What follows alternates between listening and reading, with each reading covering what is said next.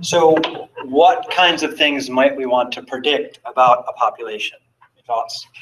Like what we just did, how it was basically the whole graph from 5 was way off to the left.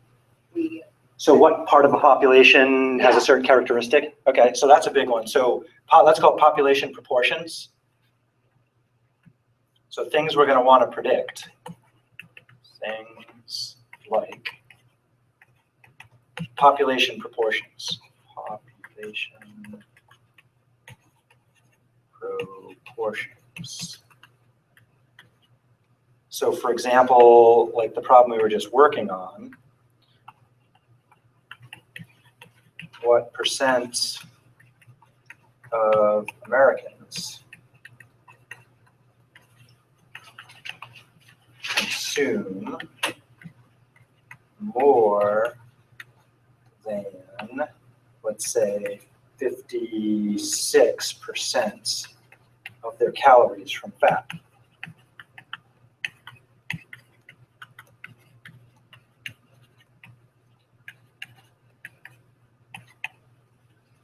What percent of people have green eyes? What percent of people are above 5'6"? All kinds of things like that. Any kind of percentage you can think of to apply to a group. Those are the kinds of things we want to make accurate predictions about. What other kinds of things might we want to know about a population? Anybody here going into medicine? Nobody? A couple people? Okay. Anything significant in medicine we want to know about certain people? Allergies. Allergies, okay. What else? Sick people. What kind of things do we check on sick people? Disease. About Blood pressure. diseases, blood pressure, yeah. Vital What do we expect blood pressure to be? About 120/80 is it perceived to be a nice blood pressure to have, right? So we say that's kind of like what we think should be average blood pressure. How the hell do we find average blood pressure? So that's another kind of thing we want to find out. So population proportions is one kind of thing, percent of a population. We also want to know about population means.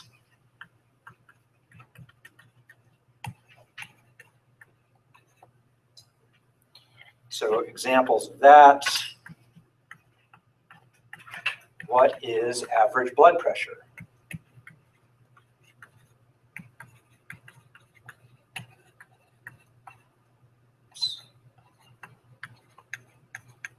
What is average height? What is average temperature?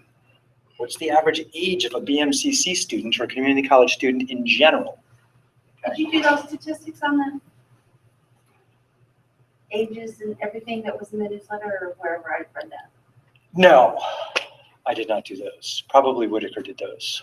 It was interesting because the students between 18 and 24, but they didn't have the parameters weren't all set equally. Parameters weren't set equally like that. Well, like the students were between 18 and 24, there was so many, and then between Why do they choose those groups of 30 students? something and 60 something, and it's like, well, you're choosing a little and a big. Yeah, that's kind of weird. I don't know.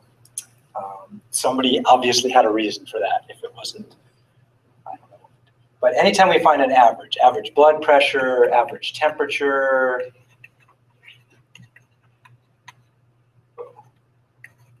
average height, average amount of soda in a can. Soda in a can. Do all cans of soda have exactly the same amount of soda in them? No, definitely not. They're all a little bit off. We think what's a soda can? Usually like 12, 16 ounces, 8 ounces. There's all different sizes, right? They're going to be a little bit different. How far off are they going to be? So what do we say? Machine is it? So this is an interesting one. Suppose we have some can of soda. Happy soda. 12 ounces. Oops, that's a 10. Darn it. Oh shit, the whole can went away. One more time. Soda makes us happy. How come no one's ever made a happy soda? There must be someone somewhere in the world. And it's a 12-ounce can. That's my best 12 ounce there. Okay. Is 12 ounces the average amount of soda in each can they produce? Okay. So that means some of you get less than 12 ounces. Is that acceptable? I paid for 12 ounces.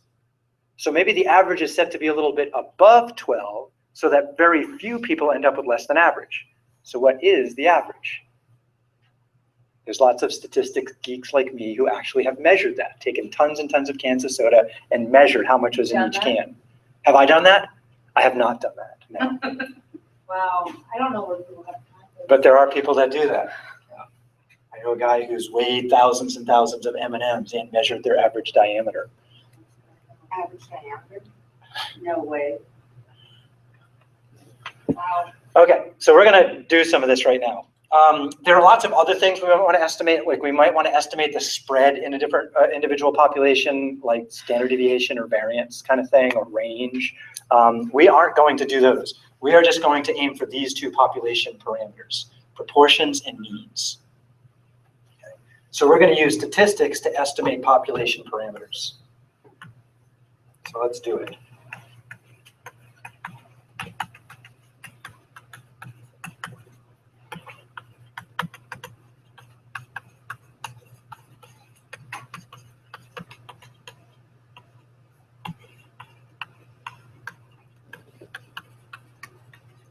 So the two population parameters we're going to look at are P, proportions, and mu, means.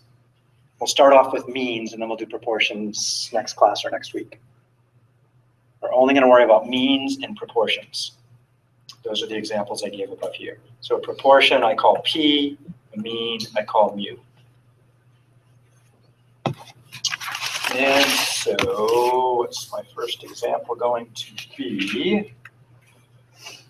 There was a cute problem in the book. Let's see. Where's the book? Oh, it's in my notes somewhere. Chapter 8 notes.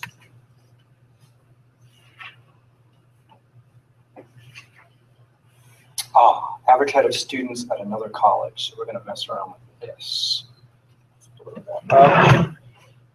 So I'm just going to give you some notes about it. Let's see, put it up first. Good. Just one button. Okay. So again, what we're getting into is estimating population means is where we're going to start. This is in sections 8.1 and 8.2. What problem is that one that you pulled up? Oh gosh, it's one of the ones I assigned for homework. Okay. Did I write down which one? Oh, okay, I see. Yeah, it's problem like 23. 23? Yeah. Heights of foothill students, community college students? Okay. Yeah, 23. 23. Winter football college students. Yep, that's the one. Yeah. All right, so number 23. Take a look at that one first. There's a really cool problem on cell phone energy signals. Like, you know, you're exposed to radiation every time you use a cell phone. So everyone aware of that? Yes, that's bad. I saw this video of a girl that melted down and set her pillow on fire because he had it on her pillow. Anyway, I think that's rare. But there's also been studies as to does that radiation from a cell phone have any effect on cancer? And so far they haven't found any. But we haven't been using cell phones for that long as a society. Anyway, we'll look at that one later. So number 23 here. So just a couple notes before we do that. When we're estimating a population mean, we're trying to find what we call mu. So in this case, the average height of foothill college students altogether. To do that, we're always going to use X bar as our approximation. Okay. So the sample mean is what we call the best point estimate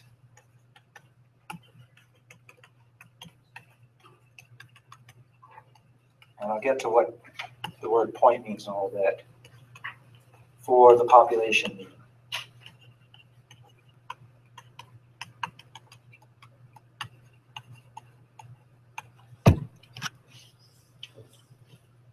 So in this particular problem, x is our random variable, and it's the height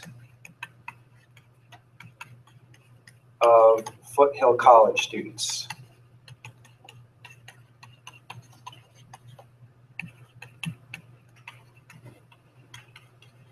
And we're hoping to approximate the average of this group.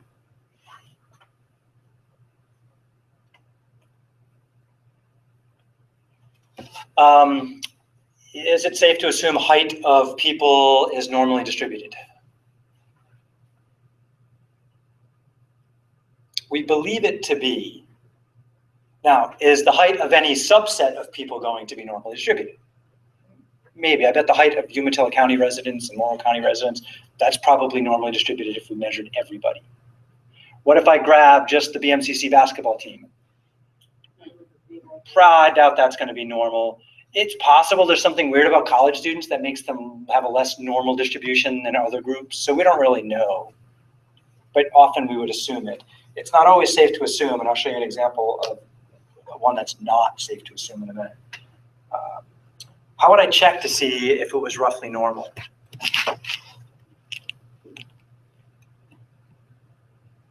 Any thoughts on that? Gather data and make a graph. Yeah, gather some data and make a graph, right?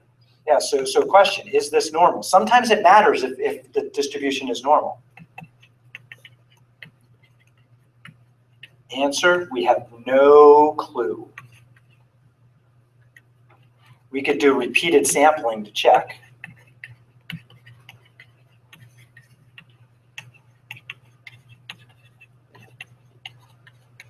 So if I wanted to check if college students had a normal distribution to their height, I would just do a bunch of small samples of college students and look at the histograms and see if most of them look relatively normal. Check some of the empirical rule percentages, things like that. That's all we can do. There's no way to know otherwise. Here in this problem, where did it go? It's here somewhere. Chapter 8 notes. We are given that in the fall term, the mean age was 32. The population standard deviation has been pretty consistent at 15. So the 33.2, they're saying all students enrolled in the fall there, since they don't say otherwise, is my assumption. The mean age, not the mean height. The mean, oh shit, we're doing ages, not heights? God, excuse me. Darn it. What is, let's fix that, age of Foothill College students, there we go. So we're, yeah, height, 33 inches. That's freaky. Anyway, okay, so 33 years old. So that's what we're saying is the mean of the population. Okay. So that's right there what they would call mu.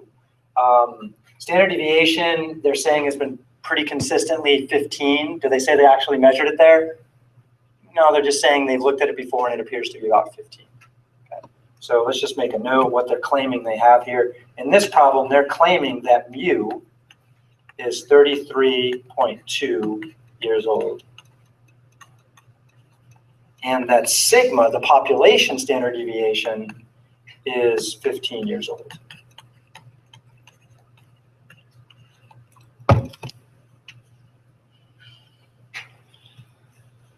So if I took 15 away from 33, what's that going to be about? 18-ish, and then added to that, that's going to be 48.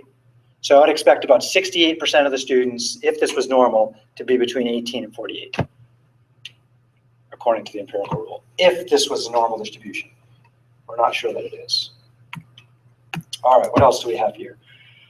Suppose that 25 winter students were randomly selected. Okay, so we're finally taking a random sample, n equals 25, and the mean age of these guys was 30.4.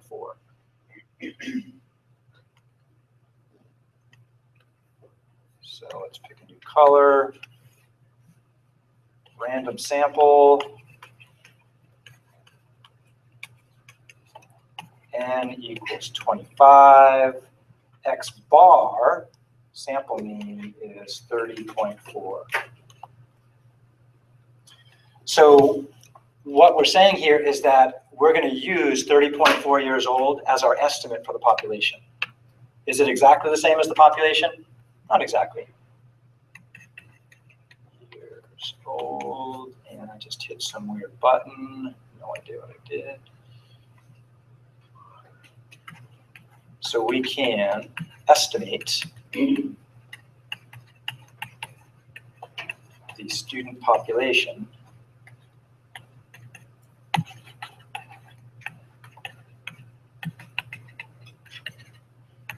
to be 30.4 years old on average.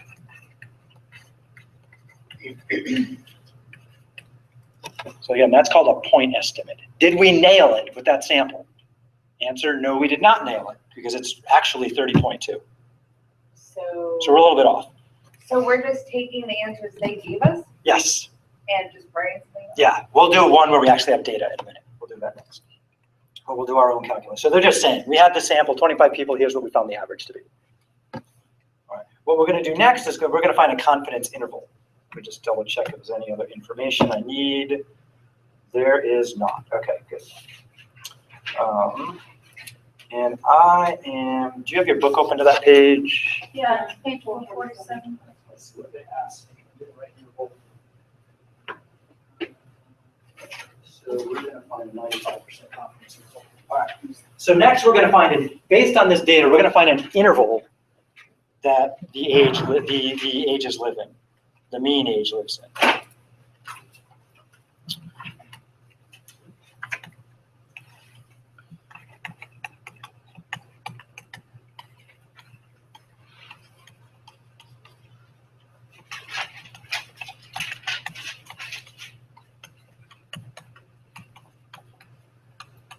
So instead of saying, based on our sample, we think the average age is 30.4, we're going to say, we think the average age is between blah and blah. We need to find what those two numbers are. And so we're just going to set up a normal graph to do so. So draw your best normal curve.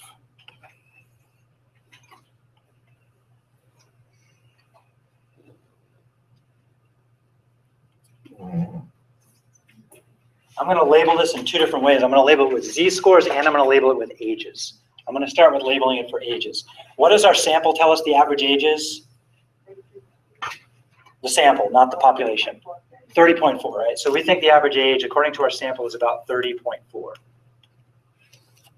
So that's X bar. We believe the population standard deviation is 15. Notice that they didn't even give us the sample standard deviation. If we had the data, we could find it. They didn't even give it to us. Okay? So if I know the population standard deviation, then I start playing around with z-scores. So we'll do that in just a second. Let's see, what would be one standard deviation to the right, roughly? 45.4, okay. And what would two standard deviations to the right be about? 60.4? No, 60.4. 75. And then three standard deviations would be out 75.4. Other direction. 15. So this right here would be about 15.4. And then it starts to get silly, and then 0.4. And then we get negative. Kind of ridiculous negative. We're talking about ages here, right? So we couldn't be negative. So we're just going to ignore that over there. Let's see. What does the empirical rule tell us? Like, where does 95%? Do you remember that with the empirical rule? What about it? The empirical rule and 95%? First two standard deviations. Yeah. So the empirical rule says that roughly from here to here is where 95% of the data lives. Or the probability of finding somebody in that age range, that's probably a better way to say it, is about 95%. So if I randomly grab a Foothill College student, there's a 95% chance their age is above 0.4 and below 60.4. That seems pretty reasonable. Just to double check these values, what are the tail probabilities going to be here? 2.5 each. Yeah, there's 95 in the middle, so that means they have 5% to split. So that means each tail has 2.5% in it. Now, the empirical rule is a rough estimate. It doesn't give us exact values. It's just rough. So what I want to find is I want to find the 2.5th percentile. I want to calculate, just to double check, what is P 2.5? That means I have to use the norm inverse. 0.025 would be 2.5%. The mean here is 30.4, and the standard deviation is 15. I'm going to do it in two different ways. I'm also going to find the z-score that goes with that. Let's get a new sheet. So let's see, mean STP, my mean is 30.4, my STP is 15. I want to find P 2.5, which is going to be the norm inverse of 0.025, comma, this number, comma, this number. And I get about one what?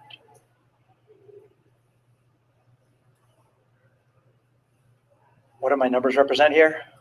Years. That'd be 1 year old instead of 0.4 years old. So the computer is telling me that although the empirical roughly says it should be about 0.4, the actual calculation tells me it should be about 1 really. Just pretty darn close to that. Double checking on the other side, what would I do? Let's see, that would be 95 plus 2.5, which is 97.5. So let's calculate P 97.5, which is basically the same formula, except I'm going to put 0.975 in there. So this is approximately 1. This one, let's see. P 97.5 equals norm inverse 0.975, comma, standard deviation, and that gives me 59.8-ish. What were we guessing it was? 60.4, yeah, we're right in there. This is a little better answer, 59.8, so just inside. Does that seem reasonable? That's going to be just inside there based on the other calculation? Given the symmetry, that seems right. So this is again about 59.8. Other things about symmetry. How far are 0.4 and 1 apart? 0.6 apart. How far are 59.8 and 60.4 apart? 0.6. So there's lots of symmetry when you put in normal distributions. Right? So we just double check what those numbers are there. So what does this mean? Well,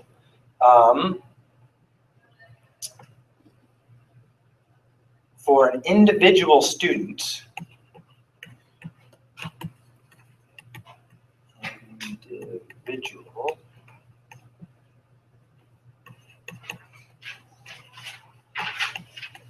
chosen at random, there we go.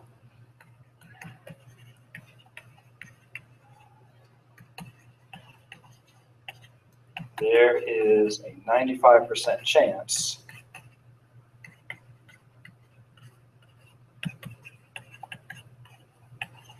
they are between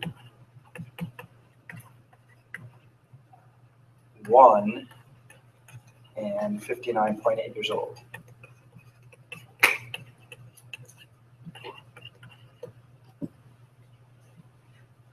Okay, so that's just for an individual student. Next, I want to move on to an average student. On average, Once I start talking about an average of a group of students, like here, 25 students, what idea do we have to start playing with that we learned last unit? Once we start talking about a group of people instead of an individual. The central limit theorem is what we have to start playing with, yeah. And so what the central limit theorem says is kind of what we've been writing a few times, is that the mean of the population will be approximately the mean of your sample. And we're saying that's about 30.4 years old.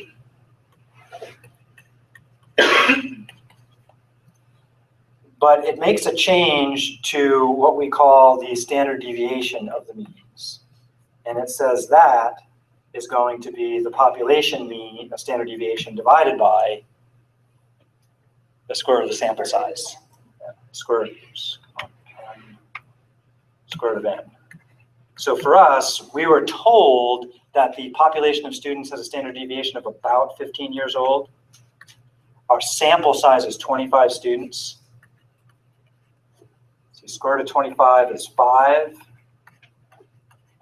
5 goes into 15, 3. So when we start talking about averages, the central limit theorem says we have to use 3 as our spread, our average spread. So let's redo that picture for 95%. Using 3 as the spread instead. So our middle is 30.4. And then let's mark off 1, 2, 3 standard deviations to the right. Now here, because I'm looking at a 95% confidence interval, I want to look roughly 2 standard deviations on each side. What's 2 standard deviations to the right of 30.4? 36.4. And then if I go 1, 2 standard deviations to the left, that's going to be roughly 24.4. So just roughly, we can estimate that if the probability of being between those 2 numbers for a group of 25 people is about 95%, then we can estimate that the average age of Foothill College students is between 24.4 and 36.4. These 2 numbers form what are called a confidence interval. And we have to use the central limit theorem to make a confidence interval because it's about groups of people, averages. So instead of saying, based on my sample, I think the average age is about 30, another way to talk about it would be to say, well, I know it's not exactly 30. I'm pretty sure it's between 24.4 and 36.4. Okay. So sentence number 1, I am pretty sure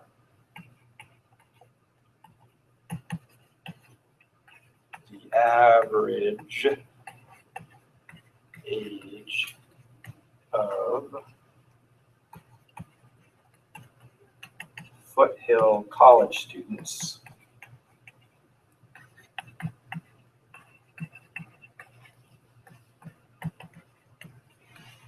is between 24.4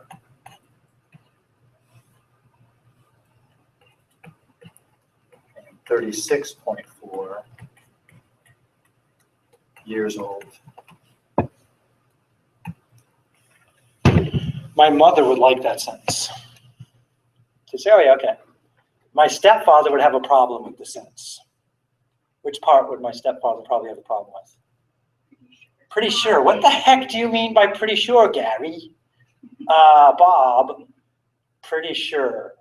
I'm 95% confident, Bob, is what I would say.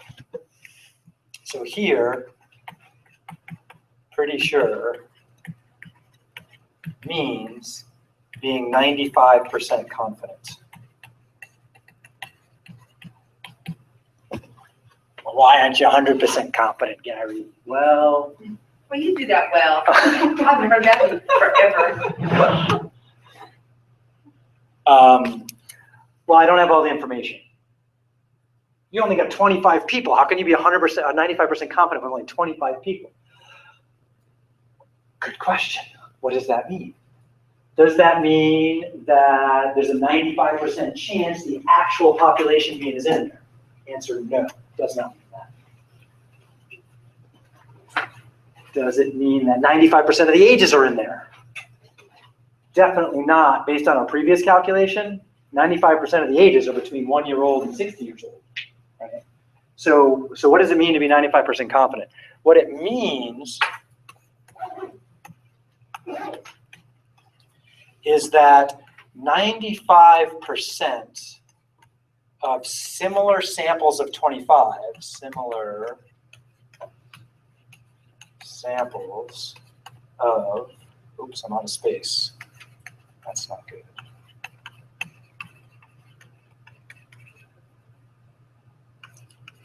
Actually contain the real mean.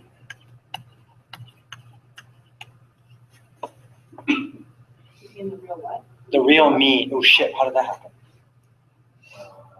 Maybe I hit a page by mistake. There we go. The real mean. The real average. Okay. So here we already know the real average is 33.4, I think, 33.2. It's 33.2 in our interval. We're at 24.4 up to 36.4. So yeah, we actually captured it in our interval. Okay. If I repeated samples of 25 students from the winter term students, this procedure would mean that if I say I did 100 times, I got 100 different groups of 25 students, 95 of those groups, I would catch the actual population age. 5% of them would totally miss it. Totally. So that's what this being confident means. I'm confident in my procedure. I'm not, I have no idea. I mean, here I do, but in general, I'm not going to know the population mean. So I'm not going to know if my particular sample caught it. All I know is that if I repeated my procedure over and over and over again, the law of large numbers says that 95% of those intervals I create will actually catch the real mean. But you have no idea which ones were those. No idea. It's the best we can do. But it's pretty good. Right? So some people might prefer to say and you see these things in newspapers and other kinds of things all the time. So here we have average age, just summarizing, is between, what was it, 24.4 and 36.4, thank you. That's one way I could state that. Another way I could state it, I could say average age is 30.4. Boom, just gonna throw that number out there. Do I know it's correct? Very unlikely that it's correct. Okay. Sometimes people give it a margin of error. So I could say, oh, I have a margin of error. What's my margin of error here? Yeah. So that's, and I'll go more into this right now. So margin of error is 6 years old, or 6 years, sorry. Not 6 years old, 6 years. So I've nailed the mean, I'm 95% confident. I've nailed the mean within 6 years either way. I could be wrong. So the margin of error is the maximum distance I am from the actual answer. That's another way I could talk about it. So maximum difference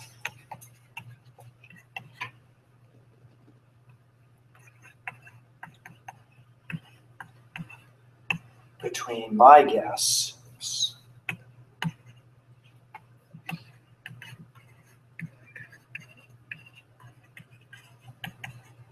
and the actual mean.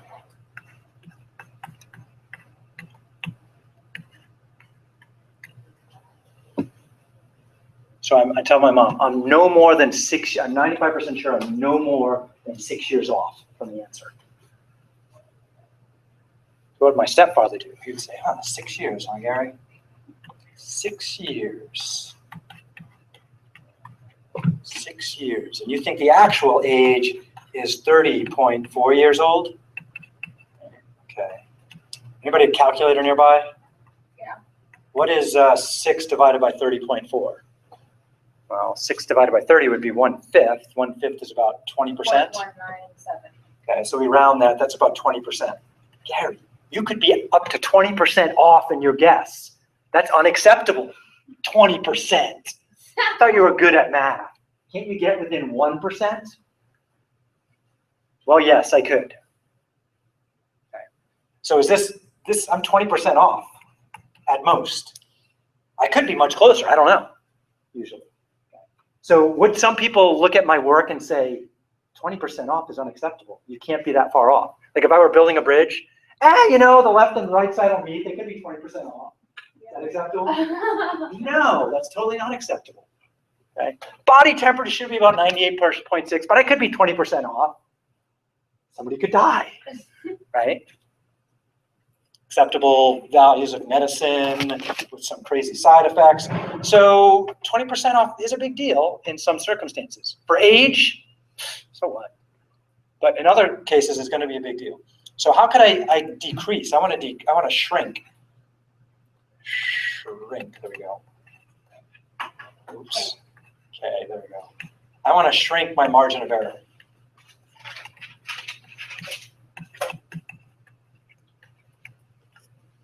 So there's a couple ways I could shrink my margin of error. Well, if I look at the picture, where the heck's my picture? Over here somewhere. Let's see. I get that width of an interval by being 95% confident. So to shrink the interval, I could just become less confident. Right? Sure. I could go from 27.4 to 33.4, and then I'd be 68% confident. How would you feel like your doctor being 68% confident about something happening? Not so good about that one. I'd rather have him be 95% confident. But then he could be 20% off in his answer. That's scary. Okay. So dropping the confidence interval isn't an option. So another option here is raising the sample size. So if I want to shrink my margin of error, I could, one, drop my confidence level,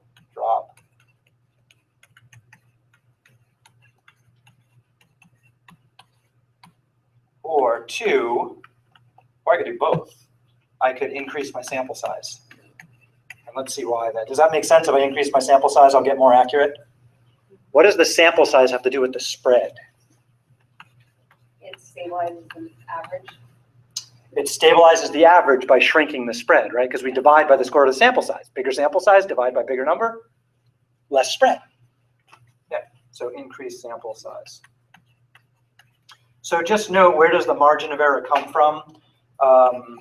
As far as the calculation goes, the margin of error is technically a z-score times the population standard deviation divided by the square root of n.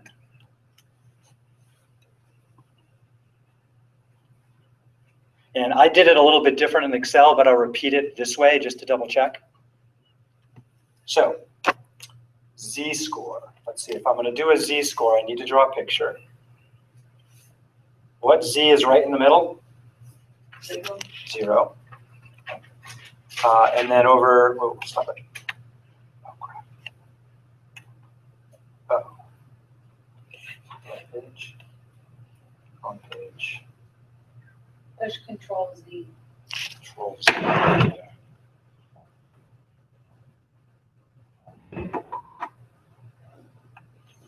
Oh, there it is. I put it over there. Weird. All right. So, what's our confidence level so far at this point? 95%, yeah. So then I roughly draw, let's say that's about here and here. I want 95% in the middle. If 95% in the middle, what's in the left tail? 2.5. So what I want to do, 2.5% is what's in the left tail. So I want to find that z-score right there. Okay. Well, that z-score is going to be found by taking the norm inverse, entering 2.5%, z-score is a mean of 0, standard deviation of 1. So let's ask Excel about that. So I want, essentially, this is P 2.5 for z-score. That's equal to the norm inverse of 0.025, comma 0, comma 1. Oops, I got an extra, oh shit. An extra digit in there. Fat fingers. Okay, so I'm getting negative point, I need to blow, I thought I blew this up before. Negative 1.95, negative 1.96 maybe to 2 decimal places. So what did we just find? We found this number right here. It is negative 1.96. It's pretty close to 2, right? Weren't we expecting it to be close to negative 2? Based on the empirical rule? Yeah. So what is this guy over here going to be? Close to 2 or positive 1.96, yeah. So that's my z-score here, 1.96. What's sigma here? The standard deviation of the population? What was it? The population, I believe it was 15? Oh. 15 years old. And my sample size was 25, so I put the score to 25 there. So let's just check that out. So I'm going to go over to Excel, and it's going to find me what I call E for error. And to find it, I just say, okay, take my z-score, multiply by my standard deviation, and divide by the SQRT of my sample size 25. And it gives me a margin of error. Oops, it's giving it to me negative because I gave it a negative z-score. So let's fix that by putting a negative in the formula. Approximately what? About 6 years. Is that what we predicted earlier? So a slightly different formula? Yeah. Wait, what's the square root of 25? Square root of 25 was in the denominator, yeah. So I'm going to call it 5.9 maybe. So let's see, this calculation up here.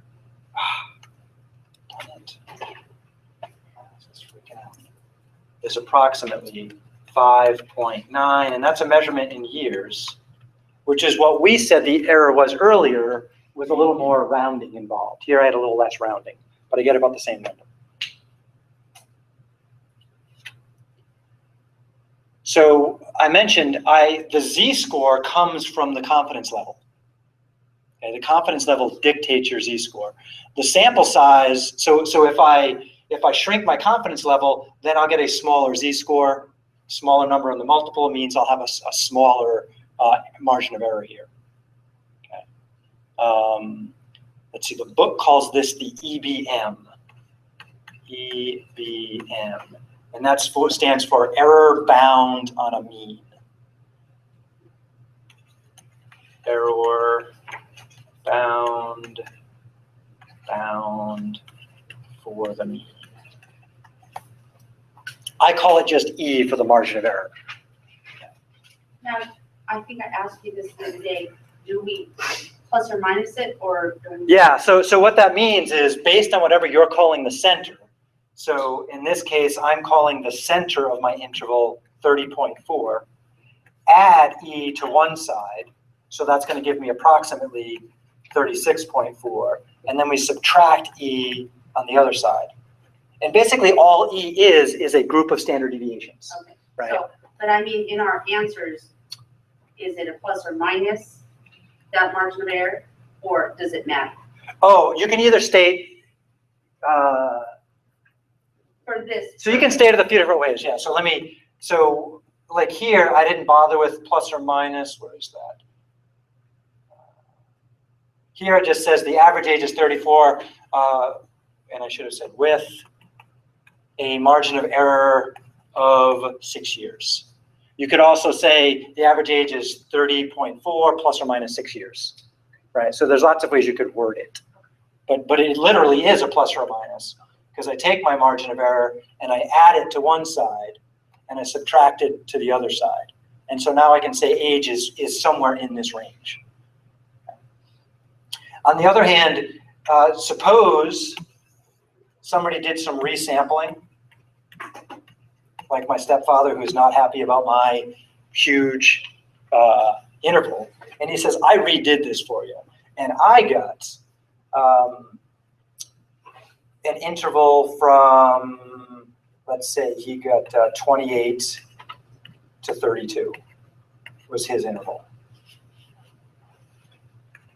Maybe his interval. He believes that interval, that the average age of students is between 28 and 32 years old. What number's in the middle? 30. How'd you find them? You get over two. Yeah, add them together, divide by 2, right? So from the interval, I call this guy the lower number, and I call this guy the upper. To find x bar, we just take upper plus lower and divide by 2. Bam. So in his sample, he found the average age to be 30. Maybe he did like severe rounding. Maybe he got 30. Okay. What's his margin of error? Or two. His margin of error is 2, right? Yeah, because 30 is in the middle, 2 on each side takes each of those numbers. So how could I find the margin of error? Well, there's a couple ways to find it. I could find the difference between the upper and lower bounds. So I could take the upper number, 32, minus the lower number, 28. What's that give me? Almost, try again. 4, yes, yes. And then I can cut that in half, and that would give me a margin of error of 2 in this case. Okay. So if somebody gives me the interval, I can look at the interval and do a little arithmetic and say, oh, this was your mean and this was your margin of error. So in other words, you think the average age is 30 plus or minus 2 years. So if somebody gives me the interval, I can create the average and the margin of error. Or if somebody gives me the average and the margin of error, I can use those to create the interval. Right? I can just do a little arithmetic to go back and forth. So given 1, the interval, it's easy to come up with the middle and the spread. Or given the middle and the spread, it's just arithmetic to give me an interval. The harder part is finding either this guy or those two. So let's see what it looks like for a bit of, oh, we're out of time. So the only difference for real data is we just tell the computer, tell me what the average is. Okay. Now, did I ever calculate a sample standard deviation here, or did the problem give me one? And the answer was no. So when I'm doing it with this method, I'm assuming I have the population standard deviation. What was I trying to predict here? What does this number represent? Average age of people, right? Okay. And do we generally know the average of a population? The answer is no. Okay. So if we don't know that, it could be, I mean, over time, yeah, it's going to change. But in a snapshot, it's going to be fixed, whatever it is. But if I don't know the average, how the hell am I going to know the spread? You with me? Yeah. So although in section 1 we're assuming we know the population spread, in reality we're not going to know that. And so we have to tweak this procedure a little bit. So we'll do that in the next class. So today we've only gone over section 8.1. Only section 8.1. And I posted a couple of homework problems about it. So are we doing quizzes, or are we still creating homework, or you decide? I posted homework, and we are just going to do quizzes. So for example, there'll be a surprise quiz on Thursday where I'm going to give you an interval, and you're going to tell me what the middle and the spread is going to be. That's a good surprise. How about that? That's a really good surprise. Yeah, so don't keep it to yourselves. Too bad to get a surprise. I'm bad with surprises. I give it Take away. it away. I've always been a horrible secret keeper. Yeah, don't tell me any personal secrets. Me too. I'm not safe. So we'll take an hour and a half.